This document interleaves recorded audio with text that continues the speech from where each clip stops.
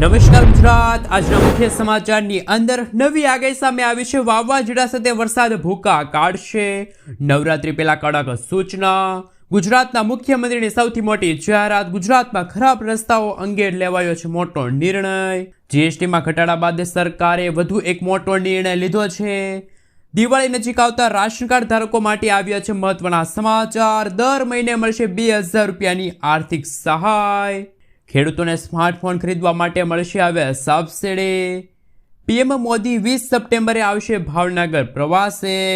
લગ્ન કરશો તો સરકાર આપશે 12000 રૂપિયાની આર્થિક સહાય. ભારે વરસાદના કારણે ખેડૂતો માટે કૃષિ રાહત પેકેજની થઈ ગઈ છે જાહેરાત. જૂની કારના માલિકો માટે આવ્યા છે મહત્વના સમાચાર. નીતિન ગડકરીની સૌથી મોટી જાહેરાત. પ્રધાનમંત્રી વિશ્વકર્મા યોજના હેઠળ કારીગરોને મળશે 5% વ્યાજ દરે 2 લાખ રૂપિયા સુધીની લોન. જાણો કઈ તારીખે ખેડૂતોના ખાતામાં જમા થશે રૂપિયા 2000નો 21મો હપ્તો. દિવાળી પહેલા ઝટકો. જાણો કઈ વસ્તુમાં ભાવ નહીં ઘટે. અને આજના સૌથી મોટા ખેડૂત ઉપયોગી સમાચાર જાણીશું આજના આ વિડીયોની અંદર. મિત્રો, દરેક સમાચાર દરેક માહિતી જણાવીએ એ પહેલા ગુજરાતના જે પણ મિત્રો ચેનલ ઉપર જો પહેલી વાર આવ્યા હોય તો મિત્રો ખાસ કરીને વિડીયોને એક લાઇક કરી ચેનલને સબસ્ક્રાઇબ કરવાનું ભૂલતા નહીં. સાથે આજના આ વિડીયોને છે એને અંત સુધી જોતા રહેજો. મિત્રો, અત્યારના તાજા અને નવા હવામાન સમાચાર વિશે વાત કરીએ તો નવરાત્રી પહેલા વરસાદનું વિઘન. હવામાન વિભાગ દ્વારા રાજ્યમાં 22 સપ્ટેમ્બર સુધી વરસાદની આગાહી વ્યક્ત કરવામાં આવી છે. હવામાન વિભાગના જણાવ્યા અનુસાર ગાજવીજ સાથે વરસાદ પડશે. આ સાથે રાજ્યમાં ઘણા વિસ્તારોમાં 30થી લઈને 40 કિલોમીટર પ્રતિ કલાકની ઝડપે તોફાની પવનો ફૂંકાશે. ગુજરાતમાં આગામી 6 દિવસ સુધી હવામાન વિભાગ દ્વારા હળવાથી મધ્યમ વરસાદની આગાહી વ્યક્ત કરવામાં આવી છે. બીજી તરફ અંબાલાલ પટેલના જણાવ્યા અનુસાર ચોમાસાની વિદાયની ઘડીઓ ગણાઈ રહી છે. 22 સપ્ટેમ્બર વચ્ચે ઉત્તર ભારતના કેટલાક ભાગો અને રાજસ્થાનમાંથી ચોમાસું વિદાય લેવાની શરૂઆત કરશે. ત્યારબાદ 30 સપ્ટેમ્બરથી ઓક્ટોબર મહિનાની શરૂઆત સુધીમાં ગુજરાતમાંથી પણ ચોમાસું સંપૂર્ણપણે વિદાય લઈ શકે છે. જોકે ઓક્ટોબર મહિનામાં ફરી એક વખત હવાનું હળવું દબાણ અને માવઠા સ્વરૂપે કેટલાક વિસ્તારોમાં વરસાદી ઝાપટા પડવાની શક્યતા છે.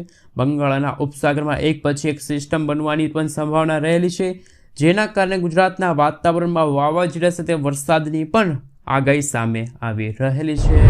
મિત્રો, ત્યાં પછીના સમાચાર વિશે વાત કરીએ તો ગુજરાતમાં ખરાબ રસ્તાઓ પર મુખ્યમંત્રી નારાજ.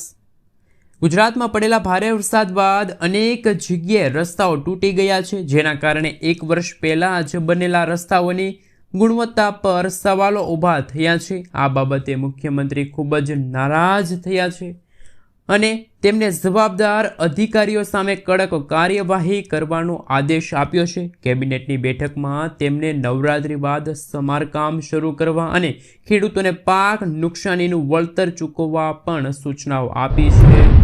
મિત્રો, તે પછીના સમાચાર વિશે વાત કરીએ તો નવરાત્રી પહેલા કડક સૂચના. નવરાત્રી નજીક છે ત્યારે હાઈકોર્ટે એક મહત્વપૂર્ણ મુદ્દો ઉઠાવ્યો છે. કોર્ટે જણાવ્યું કે દરેક રાસ ગરબા માટે ડીજેનો ઉપયોગ કરવા પહેલાં પરવાનગી લેવી ફરજિયાત છે. એટલું જ નહીં, અવાજનું વોલ્યુમ નિયત ધારાધોરણો કરતાં વધુ રાખી શકાશે નહીં. હાઈકોર્ટ ભાવપૂર્વક જણાવ્યું કે ધ્વનિ પ્રદૂષણ એક ગંભીર સમસ્યા છે, જે ખાસ કરીને બાળકો, વૃદ્ધો અને બીમાર લોકોના સ્વાસ્થ્ય પર ગંભીર અસર કરે છે. મિત્રો, દેશના સમાચાર વિશે વાત કરીએ તો તહેવારો નજીક આવતા રાશન કાર્ડ ધારકો થઈ જાજો તૈયાર. કરોડો ગરીબ અને મધ્યમ વર્ગના પરિવારો માટે જીવનરેખા તરીકે કામ કરતા રાશન કાર્ડ ધારકો માટે મોટા સમાચાર સામે આવ્યા. ખાદ્ય સુરક્ષા મંત્રાલયે તપાસ બાદ રાશન કાર્ડની પ્રક્રિયાને પારદર્શક બનાવવા અને નકલી કાર્ડ રદ કરવાનો નિર્ણય લીધો છે. આ અંગે ખાદ્ય સુરક્ષા મંત્રાલયે તાજેતરમાં નવી માર્ગદર્શિકા બહાર પાડી છે. ડિસેમ્બર 2025 સુધીમાં દેશભરમાં લાગુ કરવામાં આવશે. મિત્રો, આપણે જણાવી દઈએ તો કે મફત રાશનમાં નવી વસ્તુઓનો સમાવેશ થશે. હવે કાર્ડ ધારકોને માત્ર ઘઉં અને ચોખા જ નહીં પણ મીઠું, બાજરી, રસોઈ તેલ જેવી વસ્તુઓ પણ મળશે. ઘણા રાજ્યોમાં આ મફત હશે, જ્યારે કેટલીક જગ્યાએ તેને સબસિડીવાળા દરે ઉપલબ્ધ કરવામાં આવશે. પ્રધાનમંત્રી ઉજ્જવલા યોજના સાથે સંકળાયેલા પરિવારોને ગેસ સિલિન્ડર પર ડિસ્કાઉન્ટ અથવા તો મફત સુવિધા પણ મળી શકે છે. ખાદ્ય પદાર્થોની સાથે દર મહિને 1000 રૂપિયાની સીધી નાણાકીય સહાય પાત્ર પરિવારોના બેંક ખાતામાં મોકલવામાં આવે છે. તહેવારો દરમિયાન આ રકમ 2000 રૂપિયા સુધી પણ વધી શકે છે। મિત્રો આગળના સમાચાર વિશે વાત કરીએ તો અગત્યના સમાચાર સામે આવી રહ્યા છે। નીતિન ગડકરીની સૌથી મોટી જાહેરાત। કેન્દ્ર સરકાર ટૂંક સમયમાં કોમર્શિયલ વાહનો માટે વાર્ષિક ફાસ્ટેગ પાસ લાવશે। કેન્દ્રીય મંત્રી નીતિન ગડકરીએ જાહેરાત કરી છે કે સરકાર રાજ્ય પરિવહન નિગમની બસો અને ખાનગી બસો માટે વાર્ષિક ફાસ્ટેગ પાસ યોજના પર કામ કરી રહી છે। આ પગલાંથી લાખો મુસાફરોને ટોલ પ્લાઝા પર થતા વિલંબથી મુક્તિ મળશે અને મુસાફરી વધુ સરળ બનશે। મિત્રો ત્યાર પછીના સમાચાર વિશે વાત કરીએ તો અગત્યના સમાચાર સામે આવી રહ્યા છે। દિવાળી પહેલા ઝટકો, જાણો કઈ વસ્તુઓના ભાવ નહીં ઘટે। છેલ્લા કેટલાક દિવસોમાં જીએસટી કાઉન્સિલ દ્વારા જીએસટીના 4 સ્લેબ ઘટાડીને માત્ર 2 સ્લેબ જેમ કે 18% અને 5% કરવામાં આવ્યા છે। જ્યારે આ જીએસટીના દર ઘટશે ત્યારે તેમની સીધી અસર રોજિંદા વસ્તુઓના ભાવ પર જોવા મળશે। કેટલીક એફએમસીજી વસ્તુઓ કંપનીઓ દ્વારા આગામી 22 તારીખથી વસ્તુઓના ભાવમાં ઘટાડો કરવાની જાહેરાત થશે, પરંતુ ગ્રાહક ઉત્પાદનો બનાવતી કેટલીક કંપનીઓ ટેક્સ અધિકારીઓના જણાવ્યા અનુસાર 5%, 5 રૂપિયામાં બિસ્કિટ, 10 રૂપિયામાં સાબુ અને 20 રૂપિયાના ટૂથપેસ્ટ જેવા ઓછા ભાવના ઉત્પાદનોમાં કોઈ પણ પ્રકારનો ભાવમાં ઘટાડો નહીં થાય। મિત્રો આગળના સમાચાર વિશે વાત કરીએ તો ભારત સરકારે પીએમ કિસાનના આગામી 21મા હપ્તા માટે ખેડૂત આઈડીની નોંધણી ફરજિયાત કરાવી છે। 30 નવેમ્બર સુધી પીએમ કિસાન યોજનાના લાભાર્થીઓ આ પ્રક્રિયા પૂર્ણ કરાવી દેજો। પોર્ટલ અથવા તો મોબાઈલ એપ્લિકેશનથી દરેક ગ્રામ પંચાયતોમાં થશે આ નોંધણી। ખેડૂતો જાતે પણ કરી શકે છે આ નોંધણી। વધુ માહિતી માટે રાજ્ય કક્ષાએ સંપર્ક ન કરવા આપના તાલુકાના મામલતદાર શ્રી છે, તાલુકા વિકાસ અધિકારીઓ શ્રી છે, જે તે ગામના તલાટી કમ મંત્રીઓ છે, ગામ સેવકનો તમે સંપર્ક કરો તેવું ખેતી નિયામક શ્રીની કચેરીમાં આ તમામ વિગતો જાહેર કરવામાં આવી છે। અને ખેડૂતોના ખાતામાં આગામી ₹2021મો હપ્તો છે મિત્રો ખાસ ડિસેમ્બર મહિનામાં ખેડૂતોના ખાતામાં જમા થશે। એમને લઈને પણ સૌથી મોટા સમાચાર સામે આવી રહ્યા છે। મિત્રો તે પછીના સમાચાર વિશે વાત કરીએ તો અગત્યના સમાચાર સામે આવી રહ્યા છે। ધંધો કરશો તો સરકાર આપશે તમને પૈસા। પ્રધાનમંત્રી વિશ્વકર્મા યોજના હેઠળ કારીગરોને 5%ના વ્યાજ દરે લોન મળે છે। લોનની રકમ 1 લાખથી લઈને 2 લાખ રૂપિયા સુધીની રહેશે, જે 18થી લઈને 30 મહિનાના સમયગાળા દરમિયાન ચૂકવવી પડશે। કૌશલ્ય તાલીમ છે, ટૂલકિટ, સેન્સિટિવિટી છે, ડિજિટલ ટ્રાન્ઝેક્શન માટે પ્રોત્સાહન પણ આપવામાં આવશે। આ યોજના હેઠળ સુથાર, લુહાર, માછીમાર, બોટ મેકર, શિલ્પકલાકારો અને અન્ય કારીગરો લાભકારી બનશે। મિત્રો આગળના સમાચાર વિશે વાત કરીએ તો ખૂબ જ અગત્યના અને મહત્વના સમાચાર સામે આવી રહ્યા છે। પીએમ મોદી 20 સપ્ટેમ્બરે ભાવનગર પ્રવાસે આવશે। પીએમ મોદી 20 સપ્ટેમ્બરે ભાવનગરની મુલાકાત લેશે, જ્યાં તેઓ જવાહર મેદાનમાં જાહેર સભા અને રોડ શો યોજશે।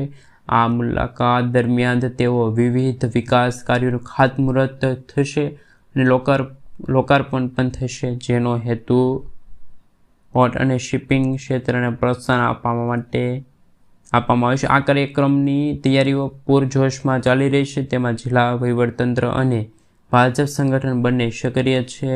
મિત્રો આગળના સમાચાર વિશે વાત કરીએ તો અગત્યના સમાચાર સામે આવી રહ્યા છે। તેમના વિશે મિત્રો જો વાત કરવામાં આવે તો ખેડૂતો માટે સ્માર્ટફોનની ખરીદી માટે સહાયની યોજનાની જાહેરાત થઈ ગઈ છે। મિત્રો આપણે જણાવી દઈએ તો કે ખેડૂતોને સ્માર્ટફોન ખરીદી પર 40% અથવા તો 6002માંથી જે ઓછો એ સબસિડી રૂપે સહાય મળશે અને ફક્ત 15,000 રૂપિયા સુધીના સ્માર્ટફોન ઉપર જ ખેડૂતો છે એને આ યોજના અંતર્ગત લાભ મળશે।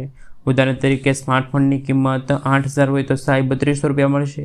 સ્માર્ટફોનની કિંમત 16,000 હોય તો 6,000 રૂપિયા છે એ સહાય મળશે। લાભ લેવા માટે જરૂરી પુરાવા કયા છે તો ખેડૂતો આ યોજના માટે અરજી કરી શકે છે, જેમાં આધાર કાર્ડની નકલ છે, રથેલા બેગ છે, બેંક પાસબુક છે, ખરીદેલ સ્માર્ટફોનનું મૂળ બિલ જે જીએસટી નંબર સાથે હોવું જોઈએ, ખેડૂતોની જમીનનો દસ્તાવેજ હોવો જોઈએ, 8ની નકલો આ તમામ ડોક્યુમેન્ટ લઈને ખેડૂતો છે એ મોબાઈલ યોજના અંતર્ગત લાભ લઈ શકે છે। મિત્રો ત્યાર પછીના સમાચાર વિશે વાત કરીએ તો જૂની કારના માલિકો માટે આવ્યા છે ખરાબ સમાચાર। જો તમારી પાસે 20 વર્ષ જૂની કાર છે તો તમારા માટે ખરાબ સમાચાર છે।